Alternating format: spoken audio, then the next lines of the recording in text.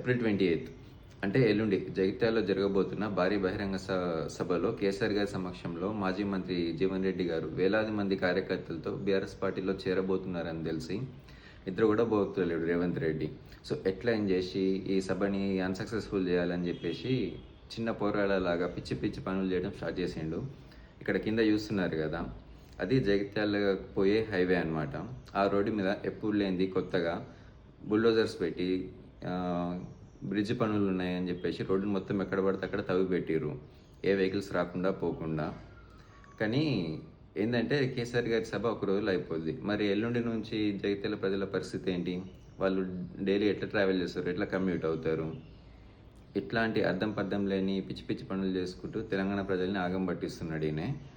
ఇంకొకటి ఏంది అని అంటే, ఇన్ని రోజుల నుంచి గుర్తుకురాంది ఈయనకి మేడిగడ్డ సుందిల బ్యారేజ్లు ఆ రోజే గుర్తుకొచ్చినాయట. అంటే ప్రజల దృష్టిని డైవర్ట్ చేయడానికి ఆ రోజే ఈ బ్యారేజ్లు చూద్దామని చెప్పి యాత్ర పెట్టుకున్నాడు. ఒక యాత్ర మేడిగడ్డ ఆలుగడ్డ అనుకుంటూ సంబంధం లేని పనులు చేసుకుంటూ ఎట్లయినా దీన్ని ఆపదామని చూస్తున్నావు రేవంత్ రెడ్డి.